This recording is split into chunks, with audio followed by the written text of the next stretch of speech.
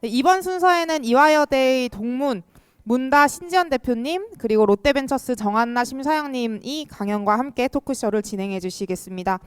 네, 바로 준비되셨을까요?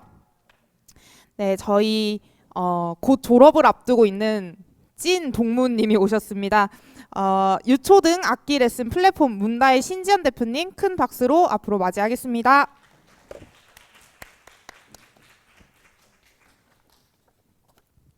네, 안녕하세요. 저는 유초등 악기레스 플랫폼 문다를 만들고 있는 국제학부 18학번 신지연이라고 합니다. 반갑습니다.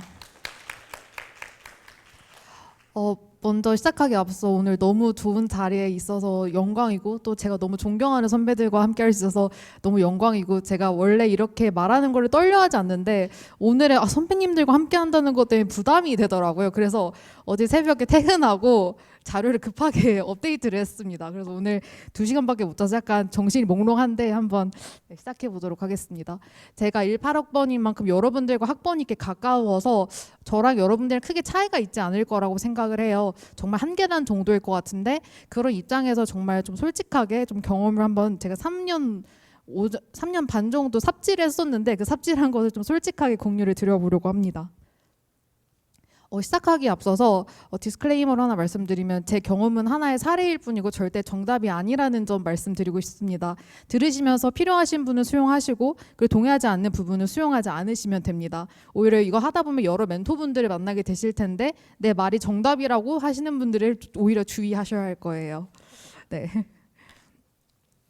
제가 작년 하반기부터 감사하게 학교에서 계속 불러주셔서 특강을 하다 보니 학생분들이 저한테 궁금해하시는 게 크게 3가지로 나뉘더라고요. 그래서 오늘도 제가 왜 취업이 아닌 스타트업 창업을 했는지 그 Y부터 그리고 제가 어떻게 해서 지금 스타트업의 대표가 되었는지 그리고 과거로 돌아간다면 제가 예비 창업자 단계라면 어떤 것을 주의할지 하고 싶을지에 대해서 말씀을 드려보도록 하겠습니다.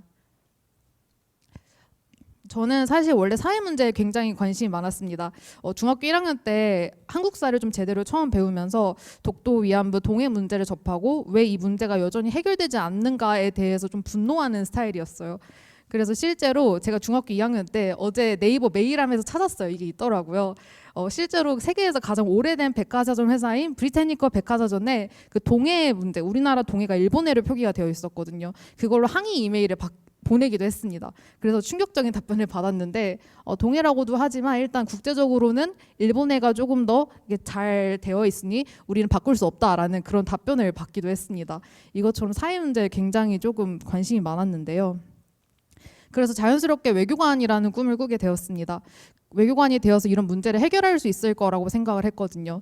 근데 고등학교 1학년 때 우연히 참가한 그 외교부 캠프에서 제가 실제로 교수님들과 외교관을 만날 수 있는 기회가 있었는데요. 그때 충격적인 답변을 듣게 됩니다. 외교관은 이런 문제를 해결하는 사람들이 아니다. 나라의 국익을 위해서 일해야지 너가 그런 개인적인 가치 실현을 위해서 일을 하다가 일본이랑 우리나라 사이가 안 좋아지면 너 그거 어떻게 책임지려고 하느냐 라고 하면서 저한테 반문을 하시더라고요. 그래서 제가 그러면 이 문제 너무 해결하고 싶은데 어떻게 해야 되나요? 라고 질문을 드렸더니 2가지 방법을 알려주셨어요. 첫 번째로는 일단 일본에서는 배상을 했다고 주장을 하고 있으니 이거를 제대로 재분배하지 못한 대한민국 정부를 상대로 시민단체를 만들어서 소송을 걸래요. 아니면 외교관이 일단 된 다음에 동북아 여성기금을 만들어서 일본의 자본을 가지고 간접적으로 도와드리라는 거예요. 고등학교 1학년한테 할 법한 말로는 굉장히 꿈을 짓밟는 말이었죠. 하지만 그 덕분에 저는 진로에 대해서 다시 한번 생각해 볼 수 있었습니다. 진로에 대해서 좀 길을 잃었다라고 생각을 해서 그때 처음으로 사회를 제대로 관찰하고 신문도 보고 책도 읽었습니다. 그러다가 제가 또 고등학생 때는 대학 강좌에 관심이 많았어서 그 K무게 그 대학교 공개 강좌가 있잖아요. 그거를 막 한참 보던 시절이 있었는데 어떤 교수님이 다음과 같은 말을 하셨어요. 기업은 국가와 공공기관에서 해결할 수 없는 문제를 해결할 수 있다. 이게 제가 이제 제 진로에 있어서 완전 유레카 모먼트였습니다. 그래서 나는 기업가가 돼야겠다라고 생각을 했어요. 근데 어떤 생각을 했냐면 근데 바로는 아니고 일단 대학 졸업하고 삼성전자 해외 영업팀 입사해서 미국으로 MBA 갔다 오고 맥킨지에서 컨설턴트 하다가 40살에 창업해야지. 이게 조금 약간 엘리트 코스처럼 보이잖아요. 그래서 그런 식으로 저는 창업을 해야겠다고 생각을 했습니다. 근데 제가 대학교를 다니고 이제 21살쯤 됐을 때 이 기사를 보게 됐습니다. 이게 그 아테네스랩이라는 회사에서 만든 프람피라는 회사가 있어요. 약간 숨꽃처럼 사람들을 연결해주는 서비스인데 저도 이 사람과 사람을 연결하는 오토 서비스에 어렸을 때부터 관심이 있었고 저도 창업을 한다면 이런 아이템을 해야겠다고 생각을 했습니다. 근데 이 기사를 보고 아, 나는 머릿속으로 생각만 할 때 이거를 진짜 누군가는 아이디어를 정말 실제로 구현을 해내고 있구나라는 생각을 들었습니다. 그래서 마음이 조급해졌고 아, 나 미루지 말아야겠다. 바로 해야겠다라고 생각을 했습니다. 그리고 여기 오른쪽에 이거는 그 아테네스랩 대표님 사인인데 저는 제가 계속 이 업계에서 포기하지 않고 열심히 하면 언젠간 대표님을 만날 거라고 생각을 했어요. 근데 실제로 올해 3월 달에 만났거든요. 그래서 제가 플랜을 가져가서 이거 얘기하면서 사인해달라고 해서 받은 사인입니다. 그래서 이제 더 이상 세상의 변화에 뒤처지기 싫었고 인턴 경험이나 저는 회사 경험이 전혀 없는 상태에서 바로 창업 전선에 뛰어들었습니다. 지금 생각해보면 아무것도 몰랐기 때문에 좀 겁이 없었던 것 같기도 해요. 이렇게 해서 제가 창업을 이제 바로 하게 된 것이 2020년 1월이었습니다. 2020년 1월이고 아마 창업을 하신다면 이 세 가지가 제일 궁금하실 것 같아요. 뭐 어떤 아이디어를 해야 되고 대학생이다 보니까 돈은 어디서 구해야 되고 그리고 또 팀은 어떻게 구해야 되지 이런 것들이 궁금하실 텐데 제가 시간 제약상 모든 걸 깊이 말씀드릴 수는 없지만 그래도 최대한 뭐 돈 같은 경우에는 제가 어디서 돈을 구해왔는지 얼마큼을 가져왔는지를 좀 구체적으로 보여드리려고 했습니다. 좀 간단하게 설명을 드리면 처음에 6개월 동안에는 제가 했던 서비스가 우리 동네 능력자와 어르신들을 매칭해주는 플랫폼을 기획을 했었습니다. 이때 팀 5명이었는데 이 5명들은 제가 어떻게 구했냐면 고등학교 동창들이었습니다. 학교 그 페이스북에 들어가서 고등학교 친구들을 쫙 리스트업을 했어요. 근데 봤을 때 학교가 좀 괜찮고 과가 좀 유관한 과인 친구들한테 다 컨택을 했습니다. 그래서 만나서 제가 이때 당시에 한 20장짜리 사업계획서를 썼었거든요. 그 사업계획서를 들고 가서 이 친구들을 하나하나 설득을 했습니다. 나 이런 사업할 건데 같이 하자. 이런 식으로 해서 5명이 모이게 됐습니다. 근데 사실 아주 초반이기 때문에 이 친구들도 스타트업에 대한 이해가 없었고 저도 부족해서 약간 창업보다는 스펙용 사이드 프로젝트 느낌이 강했어요. 그래서 팀 의지가 좀 전반적으로 약했고요. 그리고 돈이 일단 없어서 이때부터 그룹 과외를 시작을 했습니다. 4인 그룹 과외 2개를 해서 총 8명을 가르치니까 그래도 대학생 치고는 돈이 좀 잘 벌리기 시작했어요. 그래서 그걸 가지고 회사에 돈을 쓰고 그리고 이때 당시에 그 한국 여성벤처협회 이런 조그마한 그런 협회들 같은 데에서 작은 300만 원에서 500만 원 규모의 지원 사업 2개를 참여를 하면서 또 추가적으로 돈을 운용했습니다. 그리고 저희가 실제로 웹 기획까지 했는데 시니어 시장이 사업이 굉장히 어렵다는 것을 깨닫고 피봇을 결심하게 됩니다. 그 다음에 했던 게 저희가 사용자 성향을 분석해서 문화센터 강좌를 큐레이션을 해주는 플랫폼을 기획을 했어요. 이게 14개월이나 했던 굉장히 오랫동안 했던 건데 제가 여기서 했던 실수도 굉장히 많아요. 근데 일단 앞에서 제가 깨달았던 것은 앱을 그냥 사업계획서 쓰고 UI 기획하는 게 끝이 아니구나. 이거 사용자들이 쓸 거라는 것을 검증해야 한다는 그 스타트업의 기본 원리를 조금 습득한 상태였어요. 그래서 제 나름대로 고객 검증을 진행했습니다. 뭐 MVP도 하고 고객 설문도 하고 SNS도 운영하고 앱 출시도 실제로 했고요.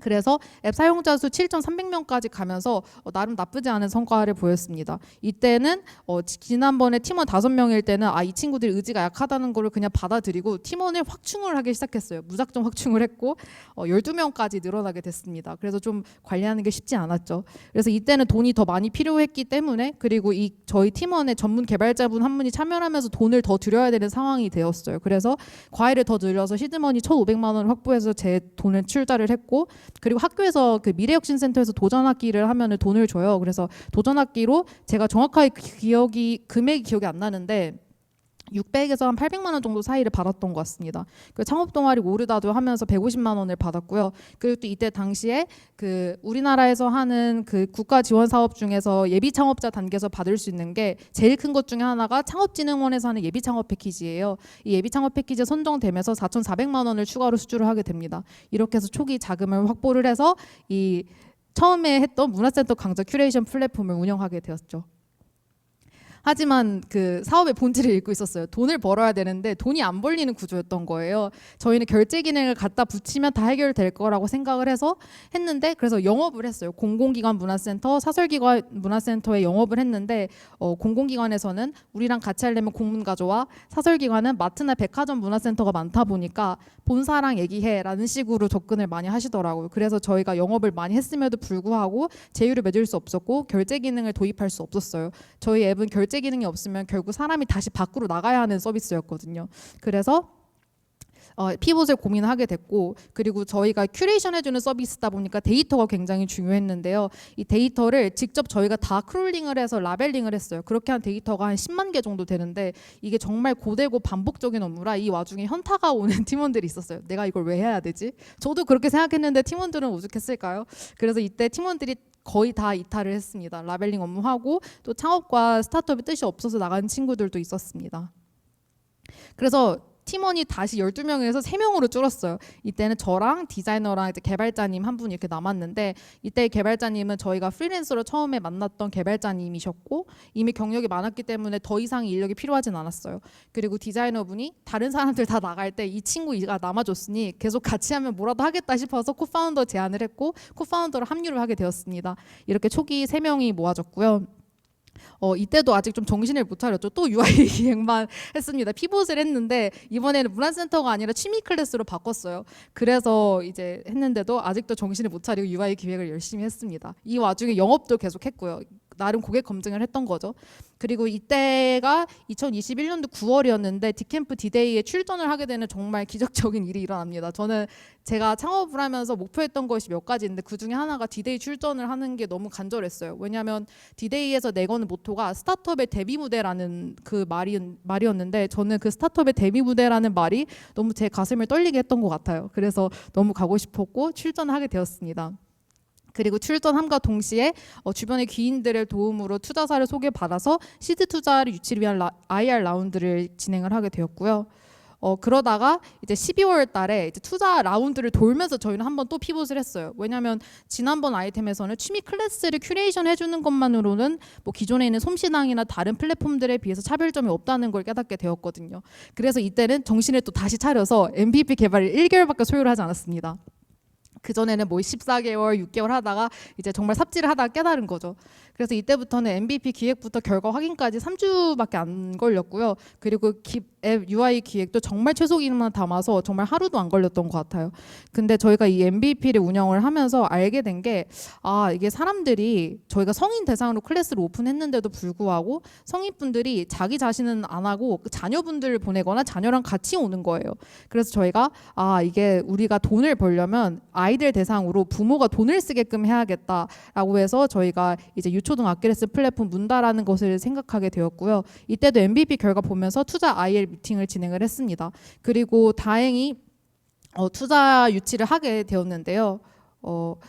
저희가 2021년도 12월에 시드 투자 유치를 했는데 총 3군데에서 받았습니다. 디캠프, VNTG, 부엉이 벤처스 총 3군데에서 받았고, 그리고 여기에서 저희한테 해줬던 말 중에 하나가 저희의 빠른 실행력을 보고 믿었다고 하더라고요. 솔직히 그때 검토하는 팀이 되게 많았는데 너희가 제일 별로였다. 근데 별로였는데 제가 눈빛이 가장 살아있었다는 말을 해주셨어요. 정말 열심히 할 것 같다는 열정이 보였고, 그리고 그 IR 하는 3주의 기간마다 저희는 만날 때마다 자료를 계속 업데이트하는 걸 보내드렸었거든요. 그거를 좀 높게 평가했다고 하시더라고요. 그래서 시드 단계 같은 경우에는 지나가는 말로 팁을 하나 드리자면 뭔가 아이템이 너무 잘 되는 그런 것보다는 그 팀의 역량이나 대표자의 열정이 더 가장 중요한 것 같아요. 그런 거를 좀 어필하면 시드 투자까지는 그래도 원만하게 가실 수 있지 않을까라는 생각이 듭니다.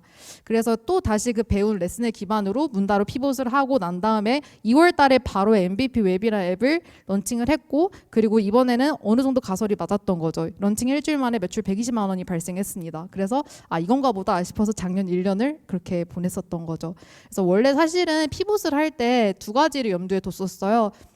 저는 생각했을 때 피봇이 2가지가 있다고 생각을 하는데, 하나는 기존에 하던 사업에 축을 꽂아놓고 하는 피봇이 있고, 그리고 아예 다른 분야로 가는 피봇이 있다고 생각을 해요. 그래서 저희도 당시에 2개를 고민했었습니다. 미국에 있는 고펀드미라는 사이트를 한국형으로 만든 위펀더스를 만들자라고 하는 것과 문다 중에서 고민을 하다가 우리가 잘하는 거 하자라고 해서 이제 유초등 아킬레스 플랫폼을 만들게 되었습니다.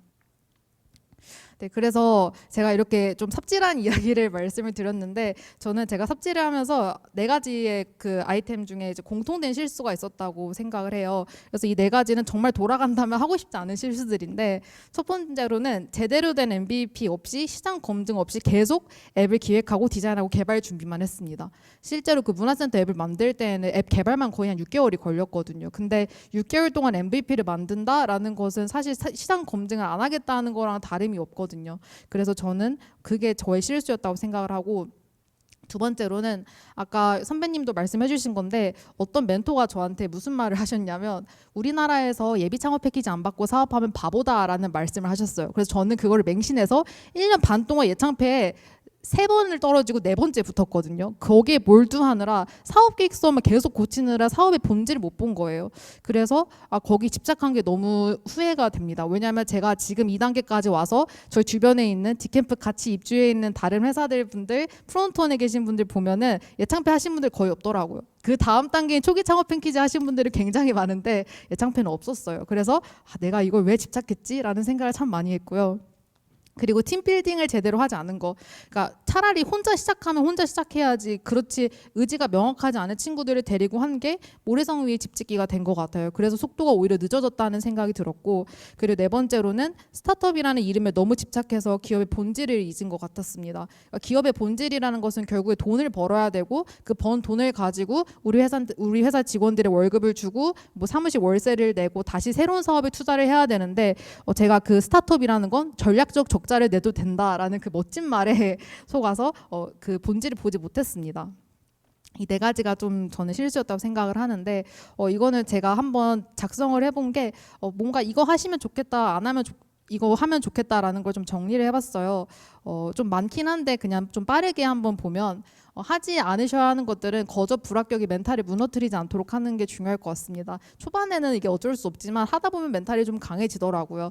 예를 들면은 뭐 밑에 2번이랑 연관되는 내용인데 국가지원 사업에서 떨어졌다고 혹은 어떤 대회에서 떨어졌다고 저희 사업이 나쁘다는 게 아니고요. 반대도 마찬가지입니다. 국가지원 사업이 됐다고 혹은 어떤 대회에서 상을 탔다고 우리 사업이 잘 되는 게 아니에요. 실제로 제가 나왔던 대회들 중에서 아직까지도 스타트업을 하고 있는 팀들이 거의 없거든요. 거의 저랑 어떤 두 팀이 유일해요. 그래서 그런 것들을 보시면 좋겠고요. 세 번째로는 저희처럼 솔루션을 시작하지 마시고 고객들이 가지고 있는 문제에 좀 집중해서 이게 정말 풀어야 되는 문제인지를 계속 반문하시면 좋을 것 같습니다. 그리고 네 번째로는 제품 먼저 만들지 마시고 가볍게 MVP 만들어서 한번 돌려보세요. 그리고 하시면 좋을 것 같다고 생각이 드는 것은 의지할 수 있는 선배 창업가 멘토 1명 그리고 VC 멘토 1명씩 만들면 정말 큰 도움이 됩니다. 선배 창업가 멘토 같은 경우에는 저희가 되게 골머리를 앓고 있는 문제들을 그분들께 가져가면 정말 30초도 안 돼서 해결되는 경우가 많거든요. 그렇기 때문에 좋고 VC 멘토는 저희 사업을 좀 IR이나 아니면 투자 유치 관점에서 명확하게 봐주시고 그리고 저희를 좋게 봐주시면 연결을 해주고 소개도 해주십니다. 실제로 저는 시드 투자를 받을 때 디캠프를 제외한 다른 두 곳은 저희 VC 멘토분이 제가 멘토를 여기고 있는 분이 소개를 해주셨고 그리고 또 이 VC 분들이 서로 다 잘 알고 계세요. 그래서 그 두 곳 중에 한 곳은 저희한테 한 달 동안 팔로우업이 없다가 디캠프에서 투자하겠다고 한 다음 날 전화 와서 디캠프 투자하면 우리도 하겠다 이런 식으로 들어왔거든요. 그래서 그렇기 때문에 만들어 두시면 큰 도움이 되고요. 그리고 제가 개인적으로 아쉬웠던 거는 다른 스타트업이나 창업팀을 경험해보지 않은 게 좀 아쉽더라고요. 그러니까 다른 창업 동아리는 저도 경험을 해봤는데 실제로 회사에서 인턴을 해보거나 그런 경험이 없었어요. 그래서 그런 팀에 들어가서 경험을 해보면 좋을 것 같아요. 이 경험을 하실 때 제가 말하는 게 뭐 회사 경험이 있어야 한다 이런 측면이 아니라 그 회사에서 훔쳐온다고 생각하시면 될 것 같아요. 우리 회사는 이렇게 세팅해야지 하는 것들을 훔치러 가는 마음으로 배우면 좋지 않을까. 그리고 세 번째로는 공부를 많이 하셔야 합니다. 이게 공부가 학교 공부가 아니라 제가 사업가로서 가져야 되는 공부인데 이게 저는 제가 이때 무슨 생각을 했냐면 대학생 치고는 잘한다고 생각을 했어요. 근데 저는 제 경쟁자들은 대학생이 아니잖아요. 제 경쟁자들은 이미 업계에서 10년 이상 하신 30대 분들이신 경우도 많았고 그래서 저는 제가 잽이 안 된다고 생각을 했어요.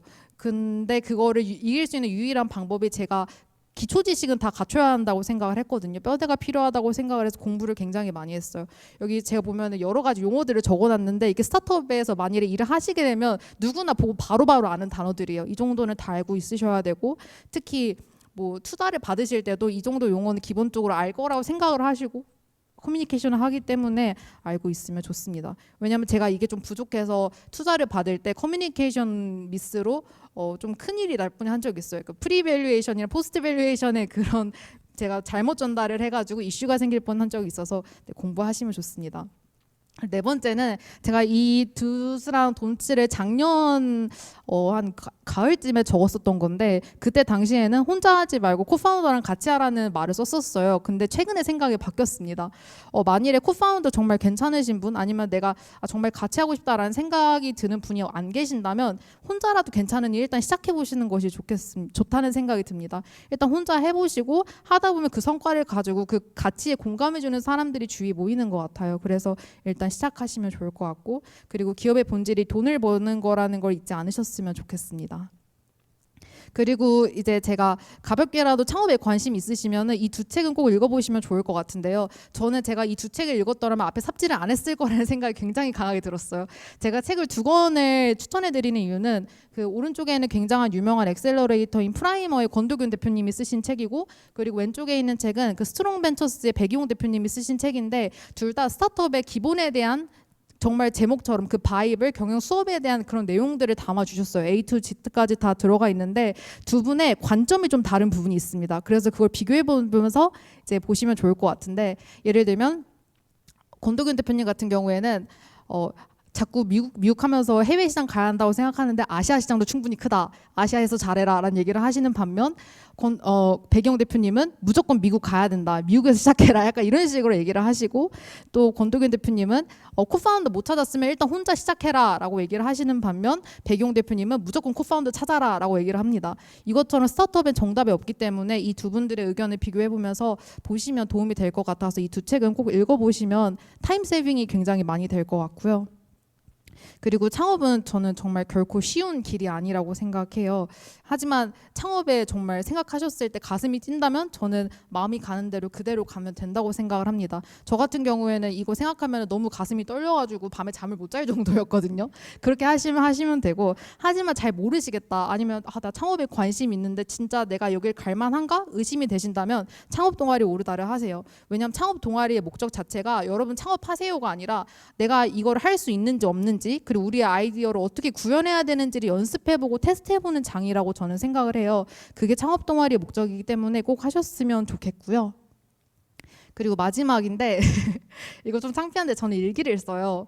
일기를 쓰는데 저와 여러분이 다르지 않다는 걸 보여드리기 위해서 이게 뭐냐면 디데이에 선정되기 위해서는 여러 가지 절차가 있는데 저희 때는 좀 그 절차가 빡셌어서 그룹 인터뷰가 있었습니다. 그 그룹 인터뷰 들어가기 직전에 제가 쓴 일기예요. 이거 저기 매니저님 있어 좀 창피한데 그때 면접 위원 중에 한 분이셨는데 네, 제가 디데이 그룹 면접을 만든 사람이에요. 네. 죄송합니다. 그래서 너무 떨리는 거예요. 그래서 제가 그때 당시 썼던 거거든요. 저 교회 다녀서 보면 하나님도 나오고 막 그래요. 너무 떨려가지고. 그래서 저는 정말 너무 떨렸고 근데 이런 과정들이 쌓이니까 나중에는 이렇게 큰 무대에 서도 대범해지더라고요. 그래서 저도 여러분들과 다를 게 없다는 것 그렇기 때문에 여러분도 할 수 있다는 말씀을 드리고 싶고요. 그리고 제가 들으면서 조금 인상 깊었던 내용이 선배님들이 해주셨던 말씀 중에서 공감했던 거 몇 가지 포인트를 말씀드리고 싶어서 종이에다 적어봤어요. 이거 간단하게 설명해 드릴게요. 아까 조선희 변호사님께서 예비 창업자의 단계일 때부터 변호사와 친해져라라는 얘기를 하셨는데 이거는 저도 100번 공감합니다. 저도 예비 창업자 단계일 때부터 친하게 지내던 변호사님한테 창업을 진짜 하고 투자를 받을 때부터 본격적인 도움을 굉장히 많이 받았어요. 예를 들면 법인 설립할 때 정관 얘기하셨는데 그 정관에 스타트업은 처음에 투자를 받으면 RCPS라고 상한 우선주로 먼저 투자를 받는 경우가 많아요. 근데 그게 정관에 없으면 그렇게 투자를 못 받는다고 하더라고요. 그런 것이 있기 때문에 이런 정관 같은 거는 법무사가 아니라 정말 스타트업 전문 변호사님들의 도움을 받는 것이 좋고요. 저희는 주주간 계약서 작성을 할 때도 변호사님의 도움을 받아서 되게 잘 작성을 했고 실제로 당시 저희 심사위원님께서 이렇게 잘 작성된 주주간 계약서는 처음이다라고 하시면서 그 양식을 받아가셨을 정도로 도움을 많이 받았고요. 그리고 저희가 2021년도 12월에 투자를 받았는데 법인은 매년 3월 달에 주주총회를 해야 돼요. 근데 저는 주주총회가 저희가 해야 되는지 몰랐거든요. 아니 지금 규모가 이렇게 작은데 해야 되나? 그래서 몰랐어요. 근데 그때 변호사님이 주주총회 하셔야 한다라고 해서 알게 돼서 빠르게 진행할 수 있었습니다. 그런 도움을 받을 수 있기 때문에 변호사분들이랑은 잘 알아두시면 친한 분 한 분 만들어서 알아두시면 좋을 것 같고요.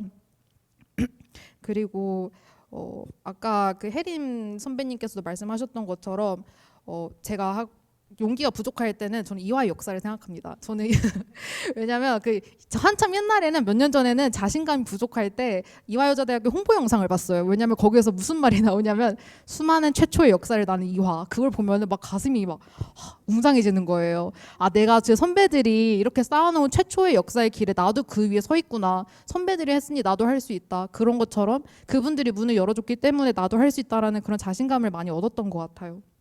그래서 여러분도 하실 수 있다는 말 꼭 드리고 싶고, 그리고 아까 보라 선배님께서 말씀해 주셨던 것처럼 스스로를 규정짓지 않는 게 중요한 것 같아요. 역할에 한계를 두지 마시고 스스로를 테스트해보는 거 너무 중요하다고 생각을 합니다. 저는 지금도 그 생각을 하는데 올해 제 목표가 Think Outside the Box거든요. 저도 작년에 창업을 하면서 스타트업은 이래야 돼라는 틀에 저도 모르게 절 가두고 계속 스스로 한계를 지었다는 걸 알게 되었거든요. 그래서 그러지 않는 게 중요한 것 같습니다. 제가 10분 안에 끝냈어야 되는데 하고 싶은 말이 너무 많아서 말 좀 빨리 했는데도 오바가 된 것 같아요.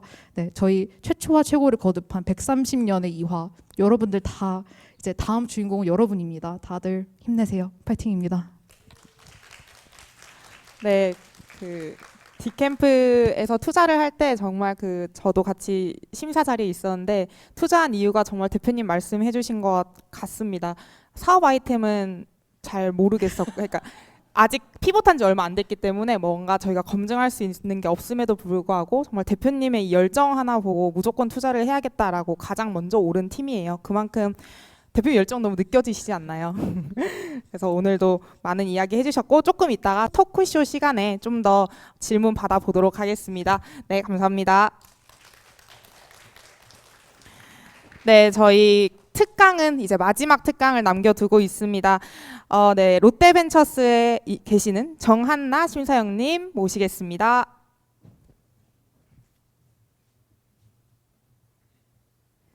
안녕하세요. 저 롯데벤처스의 정한나라고 합니다. 사실 저는 특강이라고 하기에는 너무 제 소개만 좀 간략하게 드리려고 하는데요. 뭐 앞에 너무 좋은 말씀 많이 해주셨고 또 도움되는 얘기들 너무 많이 들으셨을 것 같아서 저는 그냥 제 얘기 좀 간단하게 하고 토크쇼로 넘어가도록 하겠습니다. 저는 이화여대에서 섬유예술을 전공했고 기업가정신을 복수 전공했습니다. 제가 사실 학교 다니면서 저렇게 사업이랑 뭐 청년위원 등등 하고 싶은 거 다 함이라고 적혀 있는데 제가 저기 52번가에서 사업을 잠깐 했었어요. 그때 저도 사실 여기 앞에 대표님께서 말해주신 것처럼 공부가 너무 부족하다라는 생각이 들어서 기업가정신을 선택을 해서 공부를 좀 더 했었고 저도 국가 지원 사업에 되게 집착을 해가지고 돈이 없으니까 어쩔 수 없잖아요. 그래서 그런 사업들 따라다니면서 앞에서 심사하는 분들에 대해서 호기심이 좀 생겼던 것 같습니다.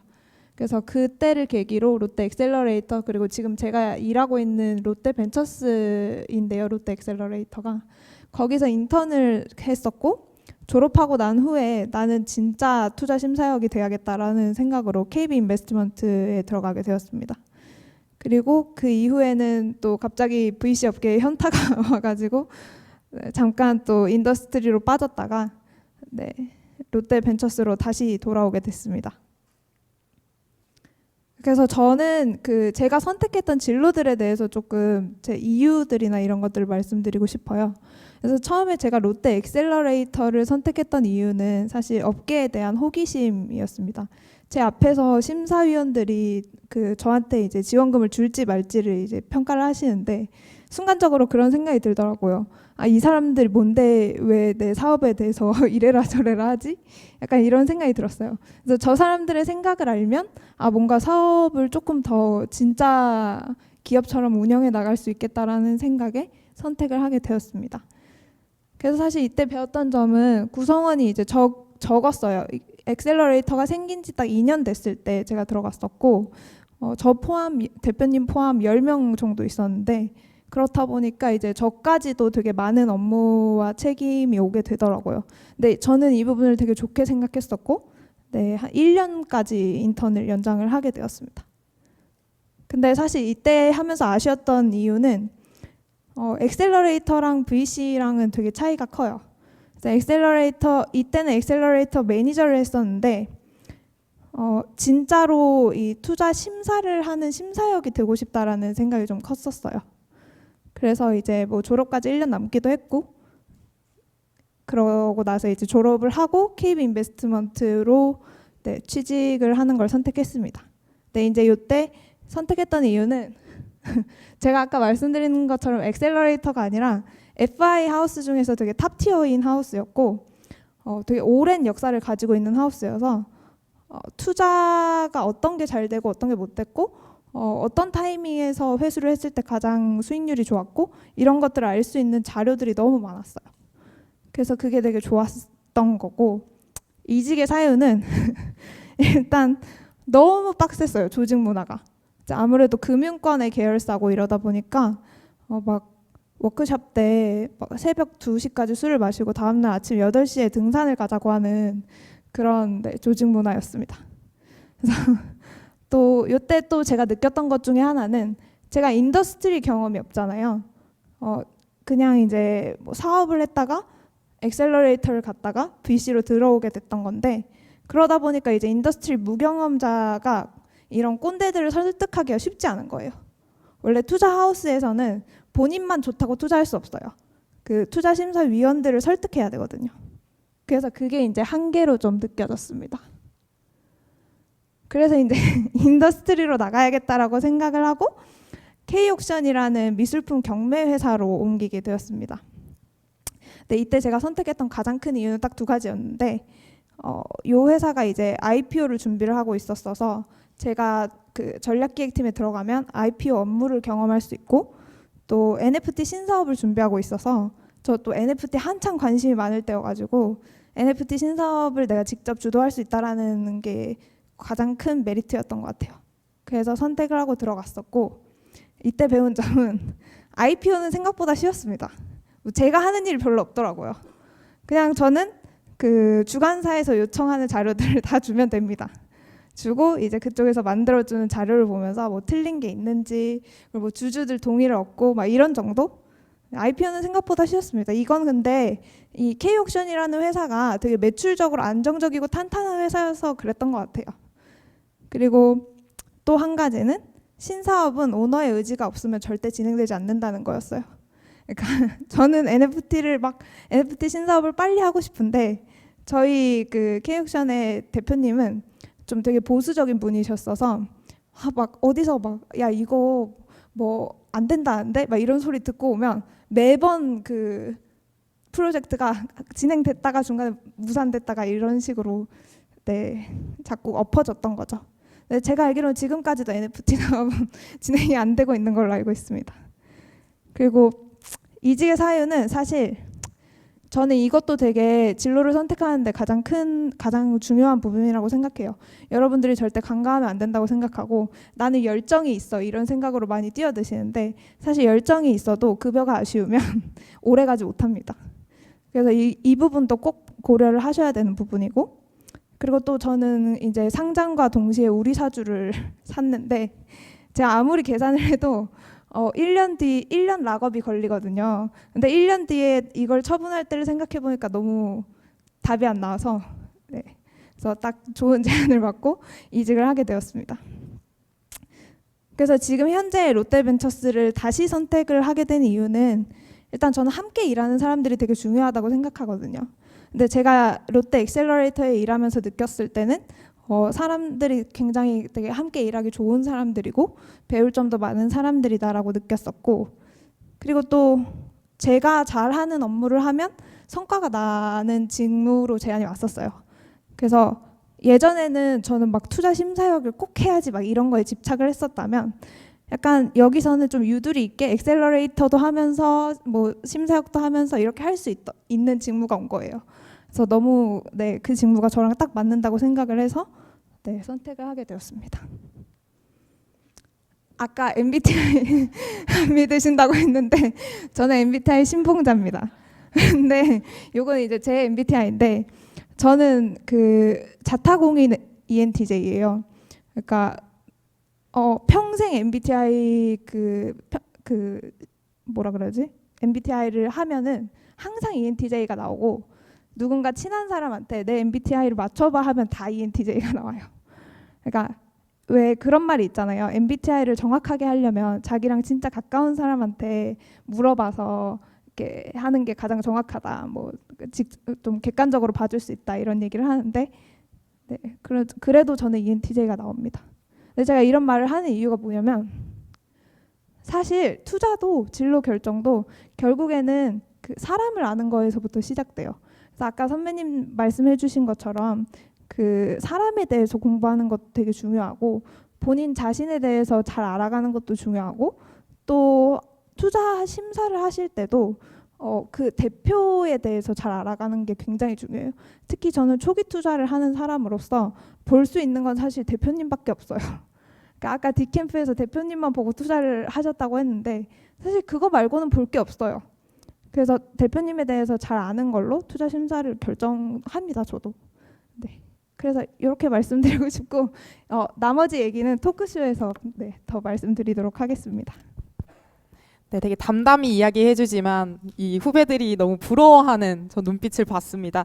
네, 저희 바로 이어서 토크쇼 바로 진행해 보겠습니다. 두 분이 오늘 이 현장 그리고 온라인 지금 보고 계신 분들에게도 좀 큰 영감이 될 것 같은데요.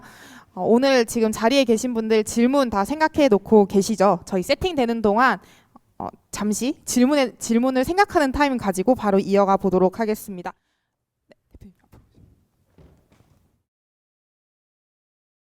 조금 더 가볍게 그리고 또 정말로 나도 할 수 있구나라는 마음을 좀 용기를 얻을 수 있는 시간인 것 같은데요. 저희 사전에 들어온 질문부터 같이 이야기를 나누고 그리고 현장에서 중간중간에 질문 있으시면 손 번쩍 들면 제가 마이크 넘겨드리도록 하겠습니다. 네, 먼저 저희 신지연 대표님께 질문 드리겠습니다. 가장 궁금해하실 내용일 것 같아요. 스타트업에서 인턴을 하고 싶거나 스타트업으로 취업을 하고 싶은데 어떤 역량을 가지는 것이 가장 중요할까요? 이거는 저희 직원분이랑도 얘기를 되게 많이 했고 여기 저희 네. 직원분이자 여기 학교 후배분이자 네, 학교 후배분이자 팀플 같이 하는 일어나서 분이라고 했죠. 인사하시는데 네. 저희 문다 직원분이 직접 네, 함께 맞아요. 와주셨습니다. 랑도 얘기를 되게 많이 했고 그리고 최근에 또 후배랑도 얘기를 했는데 인턴 단계 특히 신입 인턴일 때 제가 생각했을 때 다른 대표님도 비슷한 생각을 하시는 것 같은데 가장 중요한 거는 이 사람이 뭐 어떤 회사에서 일을 했다 안 했다기보다는 이 사람이 문제 해결 능력이 있는가 그리고 논리적 사고를 할 수 있는가가 제일 중요한 것 같아요. 왜냐면 스타트업에서 발생하는 문제들은 정말 시시각각 계속 바뀌거든요. 근데 이 사람이 이거를 문제로 인식을 할 수 있는지 그리고 만일 문제로 인식을 했다면 그 해결책을 내기 위해서 우리가 가진 리소스를 파악을 해서 리소스를 적절히 활용을 하고 만일 그 리소스가 부족하다면 외부에서 어떻게 끌고 올 것인지 보는 그 문제 해결 능력이 중요하다 생각을 하고요. 그리고 문제 해결 능력에 있어서 논리적인 사고가 뒷받침되어야 한다고 생각을 합니다. 이래서 이렇게 해야 되고 저래서 저렇게 해야 한다. 그래서 저는 그 두 가지가 가장 중요하다고 생각을 하고 이 두 개는 그냥 다양한 삶의 경험들을 물어보면 알 수 있는 것 같아요. 꼭 회사에서 일해야지만 되는 게 아니라 일상 속에서 작은 갈등을 해결할 때 아니면 내가 팀플에서 뭘 어떻게 했을 때 이런 것에서도 나오는 것 같습니다. 그래서 저는 그 두 가지 꼽고 싶어요. 네, 저희 대표님이 좀 여담이지만 디캠프 입주 공간에 지금 입주해 계세요. 집을 안 가기로 유명합니다. 정말 이게 농담이 아니라요. 침대를 깔고 거기서 주무실 만큼 그 문제를 해결하기 위해서 정말 고군분투하시고 너무너무 열심히 하는 만큼 또 같이 일하는 직원분들도 또 비슷한 결로 또 잘 맞는 것 같아요. 유사한 질문일 수 있는데요. 우리 선임 심사님께 여쭙겠습니다. 창업가가 되려면 그러면 지금 단계에서 창업을 하고 싶으면 가장 우선적으로 어떤 역량을 기르어야 할까요? 저는 일단 제가 창업할 때도 그랬고 지나고 나서 느꼈던 거나 그리고 지금 제가 대표님들을 보고 이렇게 호감을 느끼는 대표님들의 특성을 보면 저는 추진력이 가장 중요한 것 같아요.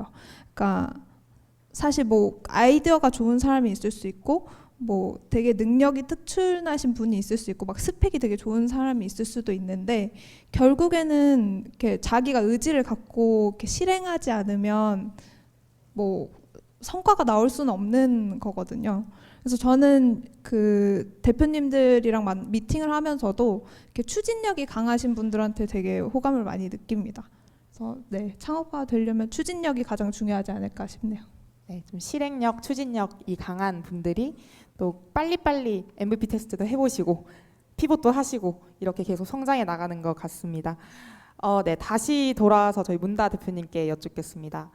대표님 그 국제학부 출신이시고 그리고 또 우리 심사장님도 그 미대시죠. 네, 미대 출신인데 여러분 아까 또 우려했던 경영학과만 이 업계에 오는 거 아닌가에 대한 산 증인 분들이 계시는데요. 우선 문다 대표님 그 국제학부에서 공부를 하셨는데 이게 창업에 좀 어떻게 활용이 되고 어떤 좀 융합적인 포인트가 있는지 먼저 좀 질문 드릴게요. 저는 제가 이 학교 들어올 때 교수님들 면접 보잖아요. 면접 볼 때부터 창업하겠다고 하고 들어왔습니다. 국제학부 교수님들한테. 그래서 교수님들이 아니 그러면 경영학과 가지고 왜 여기 오냐라고 질문을 하셨어요. 그때. 근데 저는 뭐라고 말씀을 드렸냐면 저는 이 사업이라는 게 기업이라는 게 단순히 회사만 잘 먹고 잘 살아서는 안 된다고 생각을 해요. 이게 분명히 어떤 사회에 영향을 끼쳐야 되고 그리고 그 사회에 영향을 끼치려면 저는 세상에 대한 이해가 필요하다고 생각을 했어요. 세상에 대한 이해를 저는 가장 폭넓게 할 수 있는 게 국제학부라고 생각을 했거든요. 국제학부는 좀 넓고 얕게 배웁니다. 그래서 이것저것 많이 배울 수 있는데 실제로 국제학부에서 배운 것들이 제가 회사를 하는데 창업을 하는데 도움을 주진 않았어요. 실질적인 도움을 주진 않았지만 제가 아까 말했던 세상을 보는 눈을 길러주게 된 것 같습니다. 내가 회사를 하면서 세상에 어떻게 기여를 할 수 있을지 앞으로 어떤 방향을 향해 가야 될지는 네, 그런 부분에서는 도움이 확실히 된 것 같아요. 혹시 국제학부 있으실까요? 없네요. 여기 여기 국제학부 있군요. 네, 그 저분도 저희 디캠프에서 인턴을 하고 또 우리 여기 동문회 우리 스타트업을 보러 온 네, 국제학부 친구가 한 명 있네요. 네, 그 저희 정한나 선임 심사위원님 좀 여쭙고 싶어요. 비슷한 질문인데 어쨌든 이 예체능 전공에서 이 스타트업계로 넘어오기까지 굉장히 챌린지가 있었을 수도 있고 그 과정이 순탄치만은 않았을 것 같아요. 그럼에도 불구하고 이 업계로 진로를 좀 정하신 이유와 그 준비 과정을 좀 상세하게 들을 수 있을까요? 이렇게 얘기하면 좀 너무 솔직한 답변일 수도 있는데 저는 사실 제가 전공을 택하고 저는 진짜 미술을 너무 좋아해서 미대를 왔어요. 왔는데 막상 와 보니까 그 주어진 재능이라는 게 보이는 거예요. 근데 저는 그 예술적으로 감각은 있을 수도 있는데 타고난 재능은 별로 없는 사람이었어요. 그러니까 저는 되게 노력형으로 입시 미술을 해서 들어온 사람이었거든요. 근데 제가 아무리 생각을 해도 저는 그냥 그때부터 되게 그냥 전략형 아티스트로 살아남았던 것 같아요. 전공할 때도. 그러니까 막 머리를 써서 어떤 그림을 교수님이 좋아할까 막 이렇게 막 사람들의 입맛을 맞춰가지고 점수를 잘 받는 그런 학생이었어요. 근데 이게 제가 그렇게 머리를 쓰면서 막 하다가 저는 근데 항상 어렸을 때부터 목표가 뭔가 내 브랜드 갖기 막 이런 거였거든요. 근데 그래서 미대를 선택해서 들어온 것도 있었는데 그걸 이루려고 제가 52번가에서 사업을 했었잖아요. 액세서리 사업을 하면서 그거는 사실 제 전공을 살려서 액세서리 사업을 했던 거거든요. 섬유 쪽 그 섬유를 가지고 액세서리 사업을 했던 건데 근데 그렇게 사업을 하다 보니까 아까도 말씀드렸다시피 제 경영적인 지식이 너무 부족하다고 느껴지는 거예요. 근데 제가 언젠가 내 브랜드를 가질 수도 있는 사람인데 이 정도 경영 능력으로 이게 브랜드 운영이 가능할까라는 생각에 저는 이제 경영학 수업이랑 기업가 전공 수업이랑 같이 조금 듣다가 결국에 선택은 이제 기업가 전공 수업을 선택을 하게 됐어요. 그러니까 내가 창업을 하고 브랜드를 만들 거라면 이쪽이 좀 더 맞다고 생각을 했었거든요. 그래서 네, 여기를 선택하게 됐었고 이 업을 선택했을 때 제가 챌린지를 많이 받았던 거는 사실 심사역들 중에서 패션이나 뭐 미대를 전공한 심사역은 진짜 전무해요. 저 진짜 딱 한 사람 봤거든요. 근데 그분도 그렇고 저도 그렇고 항상 챌린지를 받는 거는 이 패션이나 커머스 외에 다른 분야를 볼 때 좀 챌린지를 많이 받아요. 왜냐면 어쨌든 간에 뭐 그들도 뭐 자기 전공에 맞춰서 막 분야를 선택하는 건 아니지만 그래도 뭔가 너가 뭘 알아? 너 인더스트리 경험도 없잖아. 약간 이럴 수 있거든요. 근데 그럼에도 불구하고 사실 많이 공부하고 많이 만나시고 많이 이렇게 판단하는 자기만의 줏대가 생기고 하면은 사실 그 전공은 되게 크게 상관은 없는 것 같아요. 제가 느꼈을 때는 오히려 본인이 가지고 있는 장점을 좀 살려서 저는 막 커머스나 뭐 라이프스타일 쪽이나 막 트렌디한 쪽 분야를 계속 막 열심히 공부하면서 그런 쪽의 그 회사들을 검토할 때는 저한테 오히려 물어보시기도 하거든요. 그러니까 그런 식으로 좀 자기 전공을 좀 살려서 이쪽 일을 할 수도 있는 것 같아요. 근데 대신에 되게 많이 공부하셔야 되고 저도 아까 대표님처럼 그런 스타트업에서 쓰는 용어들조차도 몰랐었어요. 처음에 사업을 할 때. 근데 이제 투자 심사역을 하려다 보니까 그걸 모르면 말이 안 되잖아요. 그리고 특히나 심사역들은 뭘 좀 많이 아는 척을 해야 되는 역할이거든요. 그러니까 같이 스타트업 대표님들이랑 이렇게 이렇게 미팅을 하면은 스타트업 대표님들 자기 사업 막 이렇게 열심히 설명을 하시는데 앞에서 막 못 알아들으면 얼마나 힘이 빠지고 근데 이 사람한테 투자를 받을 수 있나? 약간 이런 생각이 들잖아요. 그러니까 심사역들은 항상 공부해야 되고 막 항상 그런 것들에 대해서 되게 빠삭해야 되고 막 이래야 되는 게 좀 있는 것 같아요. 근데 그거는 충분히 본인이 열정을 가지고 공부하면은 다 할 수 있는 분야라고 생각합니다. 네. 그리고 뭐 제가 계속 이 업계에 남아있는 이유는 딱 하나예요. 그냥 저는 제가 언젠가 창업할 생각이 좀 있어요. 언젠가는 다시 할 생각이 있어서 그 전에 뭔가 내가 팀들을 많이 만나보고 하면서 좀 어떤 회사들이 잘 되는구나, 어떻게 하면 기업이 뭐 잘 안 되는구나 이런 것들을 좀 많이 공부하고 싶은 생각도 있고 그리고 또 한 가지는 이왕 업계에 들어왔는데 이렇게 좀 빅히트 같은 좀 이렇게 시그니처 딜이 하나 있어야겠다라는 목표도 있습니다.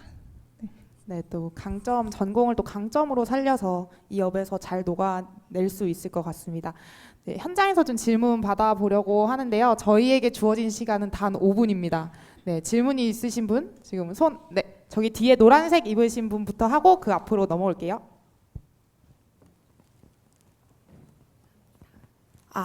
안녕하세요. 저는 지금 도거동문학과 21학번으로 재학하고 있는 김지은입니다. 그리고 저는 지금 저희 교내 창업 동아리 유니스 3기를 수료하고 같이 수료한 언니와 함께 지금 예비 창업팀을 꾸려서 지금 하고 있고요. MVP 테스팅을 앞두고 있는 시점입니다. 그래서 먼저 선배님들 너무 좋은 강연 해주셔서 너무 감사드리고 너무 많이 배울 수 있는 시간이어서 정말 감사드린다는 말씀 드리고 싶고요. 제가 드리고 싶은 질문은 딱 두 가지인데요. 첫 번째는 MVP 테스팅을 돌릴 때 어떤 지표를 중요하게 보시면서 가설 검증을 하셨는지랑 그리고 두 번째로 팀빌딩을 하실 때 어떤 기준을 가지고 팀원을 영입하셨는지를 여쭙고 싶습니다. 감사합니다. 네, 우리 문다 대표님이 답변해 주시면 좋을 것 같아요. 네, MVP 테스팅 같은 경우에는 저희는 지금도 MVP 테스팅을 하고 있거든요. 근데 그 MVP 테스트가 어떤 테스트이고 목적이 뭔지에 따라 지표가 다를 것 같아요. 그러니까 예를 들면은 우리 서비스가 사람들이 사용하는지 안 하는지 보려고 하는 거라면 MAU나 그런 유저 수가 더 중요할 것이고 그게 아니라 우리는 사람들이 많이 쓰기보다는 한 명이 쓰더라도 큰 돈을 지출하는 게 중요하다라고 하면은 뭐 월 매출, 일 매출 이런 것들이 잡히겠죠. 그래서 그 MVP의 지표는 어떤 MVP 테스트냐에 따라 다르다는 말씀을 드리고 싶고요.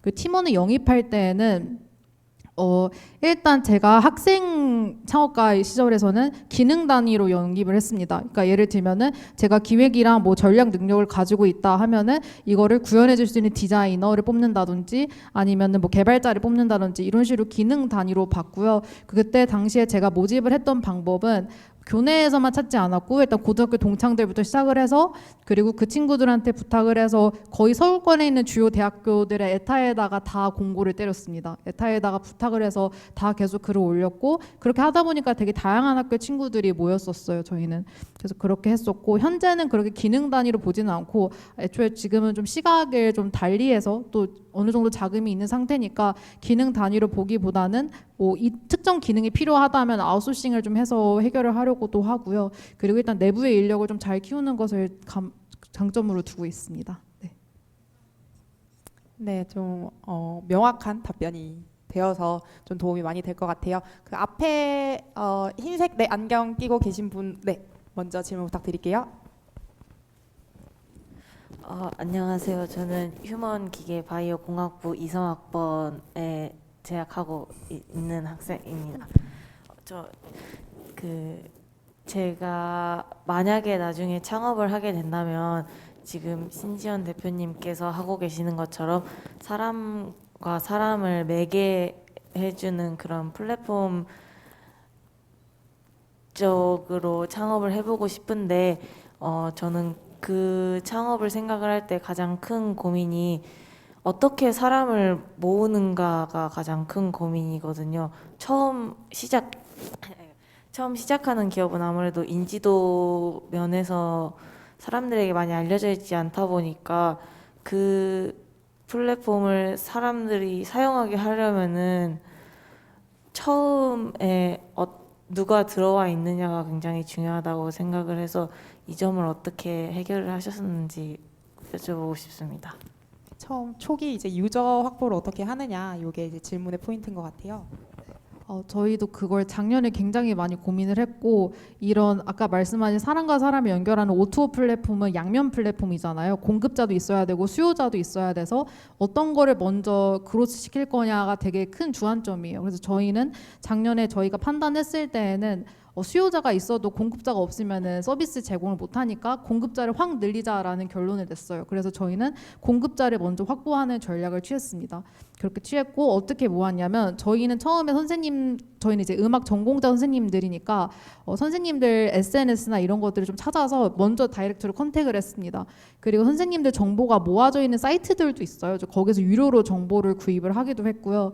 그리고 그렇게 하다 보면은 주변에 소개가 들어오기도 합니다. 그래서 그렇게 유입도 했었고, 초기에는 그렇게 모았던 것 같아요. 그리고 아까 말씀하셨던 것처럼 우리가 아직 작은 서비스인데 사람들이 쓸까라는 고민을 저희도 했습니다. 그래서 초반에 들어오시는 한 선생님 한 100번째 선생님까지는 어마무시한 혜택을 드렸어요. 저희가 오히려 마이너스를 보면서 혜택을 드렸거든요. 그렇게 하지 않으면 안 올 거라고 생각을 했어요. 근데 하다 보니까 알게 된 건데, 이게 만일에 정말 문제라고 느끼는 사람들이 존재를 한다면 그렇게 큰 혜택을 드리지 않아도 우리 서비스가 존재하는 것만으로도 오시더라고요. 그래서 그런 본질적인 문제를 잘 파악하시면 사용자들은 모일 것이라는 말씀을 드리고 싶습니다. 네, 그 처음 이제 2, 3학번이라고 하셔서 제가 깜짝 놀랐는데 다 같이 깜짝 놀라셨죠? 그 처음에는 저도 스타트업을 한다는 게 굉장히 어려운 일이고 너무 먼 이야기 같고 어디서부터 시작해야 될지 모르겠다는 생각을 많이 했던 것 같아요. 근데 저도 이제 많은 스타트업을 보면서 대표님을 포함한 결국엔 사람이 하는 일이고 이게 0에서 바로 100이 될 수는 없고 0에서 1, 그 만드는 것을 이 대표님들은 이미 하고 계시구나라는 걸 많이 느끼게 되더라고요. 그래서 우리 2, 3학번도 화이팅! 네, 바로 옆에 질문 이어서 부탁드릴게요. 네, 안녕하세요. 국어국문학과 19학번이고 저기 노란색 옷 질문한 친구랑 같이 팀하고 있는 언니입니다. 저는 궁금한 게 일단 그 신지연 대표님 그 문다를 3년 동안 조금 헤매셨다고 말씀을 하셨는데 그래도 그 과정 동안 계속 고객을 만나고 검증하면서 피봇을 하고 지금의 그래서 문다가 만들어졌다고 생각을 합니다. 그래서 대표님께서는 어떻게 그 잠재 고객을 만나고 또 검증을 하고 어떤 경로로 발굴하고 어떤 기준으로 이렇게 고르셨는지 그게 궁금했습니다. 고객 발굴에 대한 중요성을 저도 깨달은 게 작년 하반기였어요. 그러니까 아직까지도 저는 삽질을 하고 있었던 거죠. 근데 그 전에 저희가 했던 방식들을 안내를 드리면 한 창업하고 나서 6개월, 한 6개월에서 8개월 정도는 고객을 만나지 않고 제가 서비스 기획만 계속했어요. 그러니까 고객을 만나지 않고 제가 원하는 솔루션을 만들었던 실수를 했던 단계가 있었고요. 그 다음부터는 이제 문화센터를 저희가 영업을 할 때는 다 콜드콜을 돌리거나 직접 방문해서 찾아갔어요. 그래서 그 사람들과 만나서 이야기를 나누는 시간들이 있었고. 그리고 이거를 쓸 사용자분들은 어떻게 모집했냐면 그때 당시에 제가 고등학교 친구들을 모았다 보니까 제가 용인 살거든요. 용인에 있는 아이들이 많았어요. 친구들, 팀원들이. 그래서 용인에 있는 지역 주민들을 저희 MVP 테스트를 쓰게끔 했습니다. 그럴 때 가장 컸던 요인 뭐라고 하죠? 그 후킹할 수 있는 요소 중에 하나가 뭐였냐면 치킨이었습니다. 이게 좀 웃긴데 저희가 생각보다 사람들이 그런 걸 반응을 안 할 거라고 생각을 해요. 왜냐면 저는 반응을 안 하거든요. 근데 치킨에 생각보다 사람들이 많이 움직입니다. BHG 프링클에 정말 특히 움직이기 때문에 어떻게 해서라도 이 사람이 우리 걸 테스트해보고 싶게 원하신다면 그런 요소를 쓰는 것도 저는 한 방법이 될 수 있을 것 같습니다. 네. 네, 여러분 오늘 이 베이커리 받으러 오신 거 아니죠? 네, 저희 시간이 너무 아쉽지만 거의 다 되어서 마지막으로 공동 질문 드리고 마무리 해보도록 하겠습니다. 두 분 모두 이제 학생, 이 대학교 때 스타트업에 관심을 가지고 이제 창업 그리고 또 취업에 준비를 계속 하고 지금 도전하셨는데요. 특히 우리 정한나 그 심사위원님은 이 이대 안에서 기업가 정신 연계 전공도 하시고 이 오이길도 활용을 잘 하셨고 굉장히 많이 프로그램을 이용을 하신 것 같아요. 그래서 좀 기억에 남는 프로그램 그리고 학교에서 후배들에게 추천해주고 싶은 것들이 있으면 먼저 말씀 부탁드리겠습니다. 아, 네. 진짜 많이 활용을 했고요. 전 학교에서도 충분히 활용할 수 있는 프로그램들이 되게 많아요. 그래서 학교에 계시는 동안은 그걸 되게 많이 활용을 하고 나가셨으면 좋겠어요. 그래서 제가 가장 기억에 남는 프로그램이라고 하면 당연히 52번가 프로그램일 것 같아요. 그러니까 사실 저는 정말 아무 생각 없이 도전을 했던 그런 프로그램이었었는데 저는 그 대동제 이런 데서 이렇게 액세서리를 팔다가 저희 교수님이 갑자기 야 이런 거 이렇게 사업으로 팔아볼 생각은 없니? 막 이러셔가지고 이런 프로그램이 있다 해서 되게 아무 생각 없이 지원을 했었는데 저는 그 사업을 운영하는 동안 배웠던 게 진짜 너무 많아요. 그러니까 막 예를 들면은 저는 정말 무지하게 친구들이랑 이제 같이 대동제에서 팔았던 친구들이 있잖아요. 만들어서 팔았던 친구들이 있는데 이게 야 우리 셋이 그냥 공동 창업하자. 야 지분은 33, 33, 33 이렇게 된 거예요. 근데 제가 진짜 나중에 그걸 얼마나 후회했는지 몰라요. 이게 저는 그래서 지금도 사실 그 초기 창업하시는 팀들한테 맨날 얘기하는 게 지분 절대 똑같이 나누지 마시라고. 아무리 공동 창업자여도 한쪽에 지분을 몰아주고 그쪽에 선택권을 더 많이 주는 게 훨씬 그 일의 속도를 내는 거에 빨라요. 왜냐면 똑같이 나누게 되면은 계속 부딪힐 수밖에 없거든요. 나는 이렇게 생각하는데 너는 저렇게 생각하는데 근데 보이스가 똑같으니까 뭐 일이 진행이 안 되는 거예요. 근데 이제 결정권자가 딱 있어줘야지 그거에 따라서 일이 잘 흘러가는 그런 게 있어요. 물론 뭐 처음에는 좀 뭐 안 좋다고 느낄 수도 있겠지만 뭐 친구들이랑 이렇게 막 각박하게 이렇게 막 대표는 몇 프로 막 이렇게 나눠야 되나 이렇게 생각할 수도 있겠지만 진짜로 사업을 좀 길게 영위해 나갈 거면 그것도 되게 중요하고 근데 그런 부분들을 많이 배웠던 것 같아요. 그렇게 운영을 하면서. 그리고 저도 막 이제 알바도 쓰고 막 직원도 채용하고 하면서 느꼈던 건 사람 다루는 것도 되게 쉽지 않구나라는 생각도 많이 들었어요. 그러니까 끊임없이 공부하고 끊임없이 좀 이렇게 유두리 있게 잘 헤쳐나가는 그런 정신이 좀 필요한 것 같아요. 그래서 저는 52번가가 제일 기억에 남았고 뭐 오르다 창업 동아리 뭐 이런 것도 저도 했었는데 그렇게 막 다 같이 모여가지고 우리 사업에 대해서 막 치열하게 고민하고 하는 순간들도 네, 되게 좋았던 것 같아요. 그리고 기업가 정신 수업을 들으면서 좋았던 거는 되게 기업가 정신이라는 걸 진짜 생각하면서 살지 않거든요. 보통 이제 이렇게 일을 하면서도 그걸 생각하게 될 때가 별로 없어요. 근데 공부를 하면서 그렇게 배울 수 있다는 건 되게 좋은 것 같아요.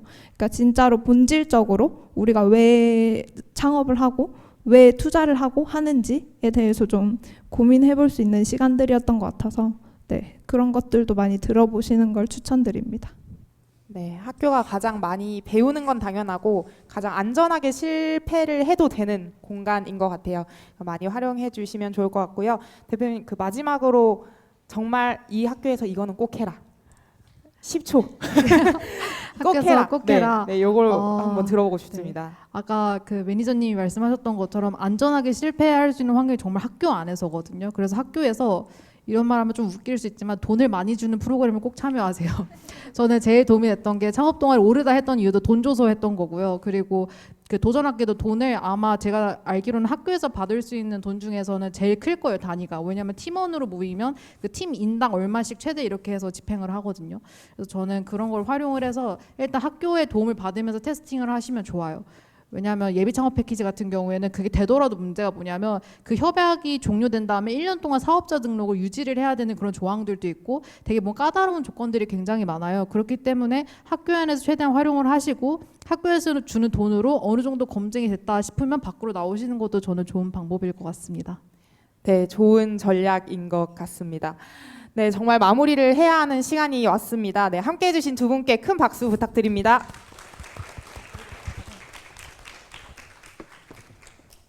네, 오늘 참석해주신 모든 분들께는 현장에서 만족도 조사 QR 작성하실 시에 이화여대 배와 볼펜을 증정한다고 합니다. 행사장 D 그리고 접수대에서 만족도 조사 확인 후에 수령 가능하다고 하니 지금 바로 만족도 조사 부탁드립니다. 네, 오늘 조금 유익한 시간이 되셨나요?